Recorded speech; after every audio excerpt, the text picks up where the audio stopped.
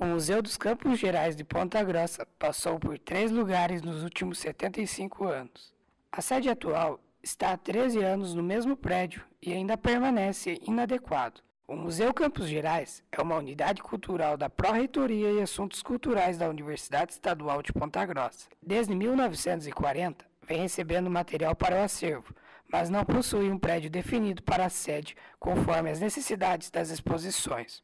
O assistente de direção aponta por onde o museu passou nos últimos tempos. O museu, a história dele foi o seguinte: ele esteve lá nos corredores da universidade, na década de 60, mais ou menos, na Faculdade de Filosofia, Ciência, Letras e Artes.